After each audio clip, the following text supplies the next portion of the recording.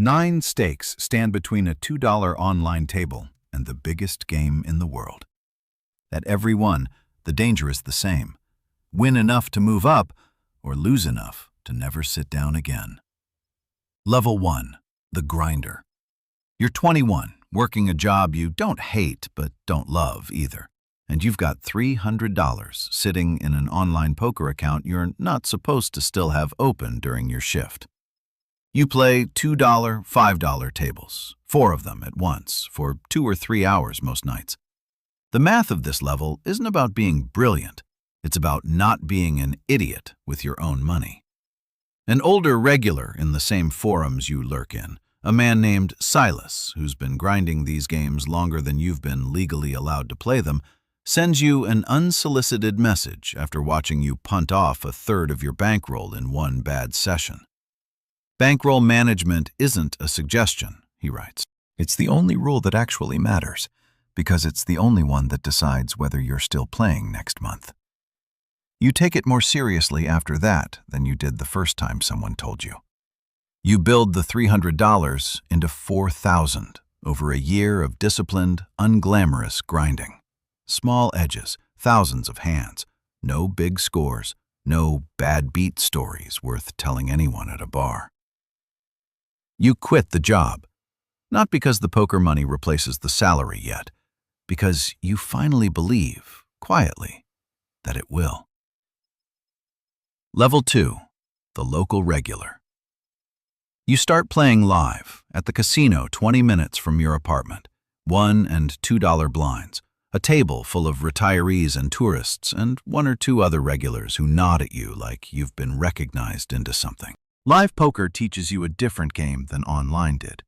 You can't see anyone's face through a screen, and now you have to read one in real time across a table while trying not to give away anything with your own. Silas is a member at the same casino, it turns out.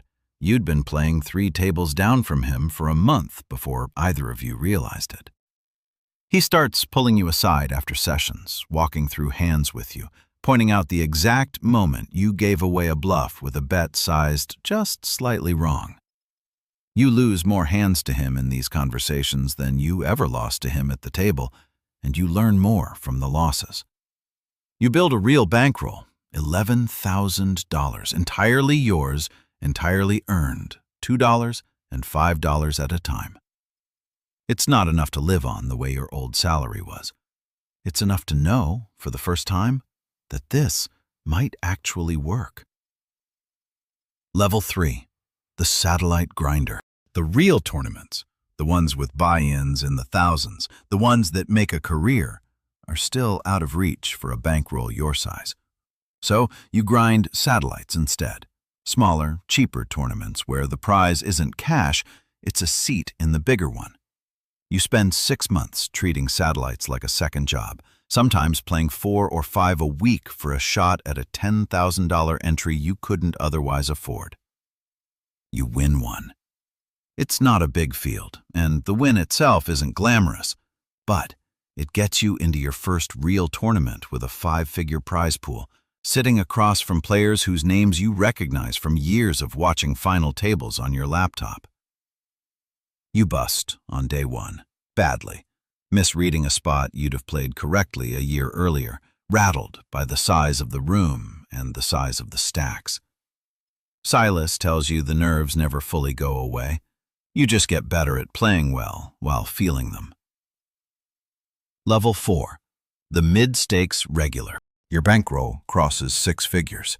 You're playing real cash games now, $25 and $50 blinds, sitting across from people who do this full-time, some of them very good, some of them very rich and mediocre, which is its own kind of profitable if you can tell the two apart quickly enough.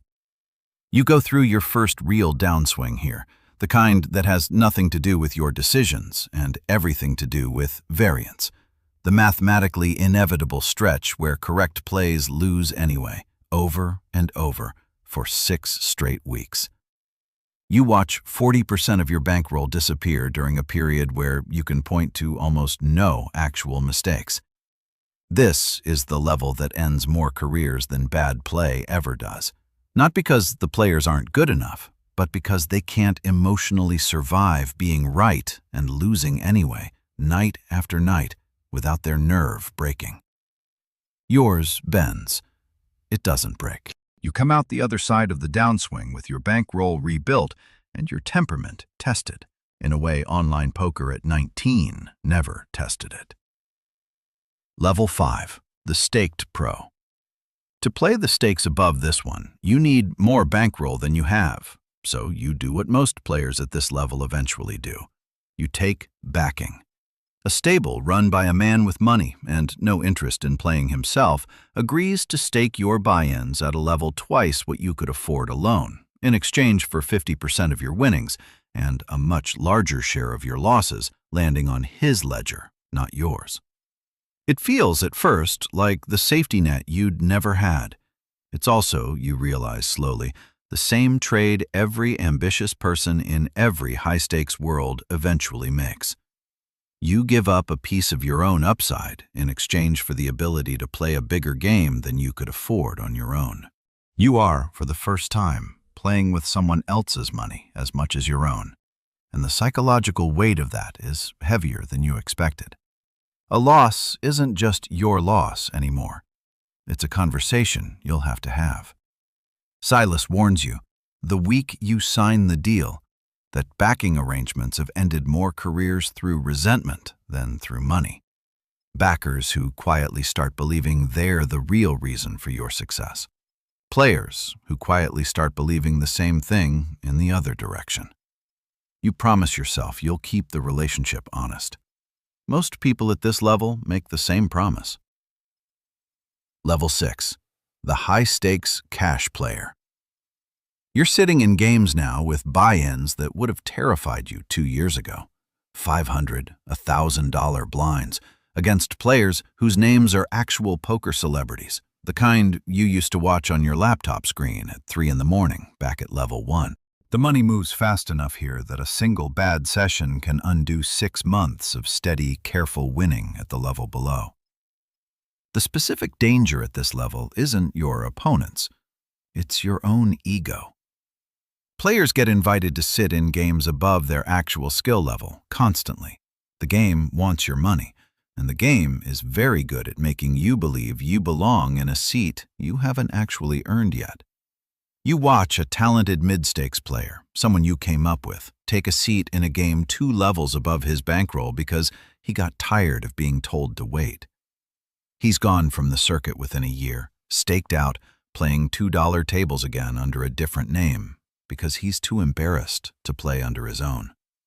You think about him more than you think about almost anyone else you've watched play. Level 7. The Tournament Circuit Pro. You're traveling now, city to city, playing the major stops in the tournament calendar, living out of hotel rooms for weeks at a time. Your entire schedule built around a circuit that doesn't care whether you're tired, sick, or missing someone back home. The buy-ins run from 5 figures into 6, and a single deep tournament run can be worth more than an entire year of cash games, which is exactly the trap. Tournament poker has the highest variance in the game. You can play a full year of long, punishing travel and technically correct poker and finish the year in the red through no fault of your own, simply because the math of tournaments means most players lose most of the time, even the great ones. You make a final table at one of the marquee stops on the circuit, 6 figures on the line, and you lose a coin flip hand 3 spots from the top that would have changed your year. Silas, watching the stream from home, texts you a single line afterward. That's the game, not you. You believe him, mostly, by the time you fall asleep that night. Mostly. Level 8. The Nosebleed Player. The highest stakes in the world. Blinds in the thousands, single pots that can swing 6 figures on one hand. A tiny circle of players small enough that everyone at the table has a real informed opinion about everyone else's game. Backing arrangements get more complicated here. Syndicates of investors staking pieces of your action. so that a single session's swings ripple out to a dozen people who aren't even in the room. The danger at this level isn't variance anymore. It's scrutiny. Games at this size attract accusations the way smaller games never do. Whispers of collusion, of soft play between friends, of one player quietly signaling information to another. You get accused, once, by a player you'd never met before that night, of exchanging information with your opponent through a pattern of chip movements that turns out to be nothing more than a nervous habit you've had since level 1. The accusation follows you online for months, in forums you used to lurk in as a nobody with $300 and too much free time. Reputation at this level is as real an asset as your bankroll, and exactly as fragile. Level 9. The Legend. There are perhaps a few dozen players alive who reach this level, the ones whose names get said the way other industries say founder or legend, the ones who've gone broke completely at least once, sometimes more than once, and rebuilt from nothing because the skill was always real, even when the bankroll wasn't. You have been one of the broke ones. You will likely be one of the broke ones again. It's a strange thing to be proud of surviving. Silas is retired now, mostly, playing small games for fun in the same casino where he first messaged you about bankroll management 2 decades ago. You visit him sometimes, and he still points out the exact hand where you gave something away, even now, even after everything. Young players get introduced to you at the big stops the way you once got introduced to the names you watched on a laptop at 3 in the morning. And some of them ask what the secret is. You tell them the truth, the one Silas told you at level 1, the only rule that turned out to actually matter the whole way up. It was never about the hands you won. It was about staying in your seat long enough for the good decisions to outnumber the bad luck. The only question this game never quite lets you answer is the one that matters most. Whether there was a version of this life where the money came without needing to lose almost everything, at least once, to prove you could survive it. 9 stakes. 1 rule the entire way up. If a ladder like this is your kind of thing, there's another one waiting. Subscribe, and I'll see you at the next one.